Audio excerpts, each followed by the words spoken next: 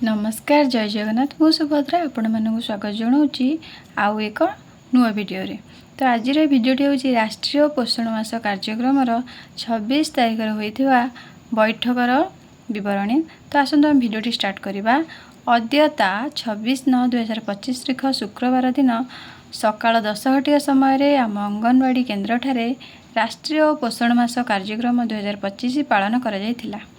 एही बैठक में 0 ରୁ 6 वर्षर पिलांक समस्त अभिभावक बापा दादा जेजेबापा जेजेमा गर्भवती प्रसूति आशा दीदी जांच कमिटी मातृ कमिटीर सदस्य एसएचजी सभ्या अंगनवाड़ी सहायिका और अंगनवाड़ी कर्मी उपस्थित थिले।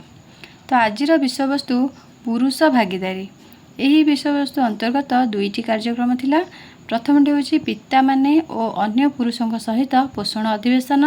द्वितीय रही 1000 दिन में मस्तिष्क विकास विषय सचेतनता। शिशु केवल माँ अधिकार नुहे समस्त परिवार दायित्व। जोठी पिता स्नेह और सहभागीदारी रहे सेठी शिशुर पोषण और विकास दृढ़ हुए। प्रथम थिला पिता माने और अन्य पुरुषों सहित पोषण अधिवेशन।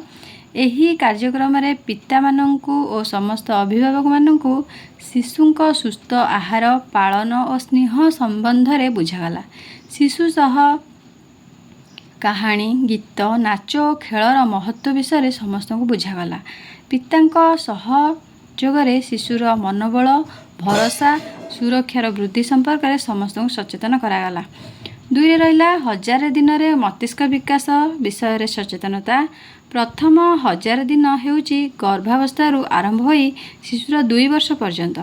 यही समय होउची शिशुर मस्तिष्क विकास बुद्धिमत्ता और शिक्षणीय क्षमतार भित्तिभूमि। तेणु यही समय रे पितांक स्नेहपूर्ण कथा कहानी खेल शिशुंक भाषा बुद्धिमत्ता चिंतन क्षमतार सहायक हुए।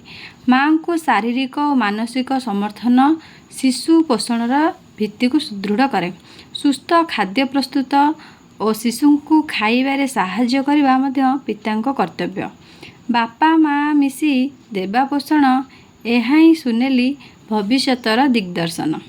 शेषे समस्त को धन्यवाद दे आजिर कार्यक्रम शेष करागला।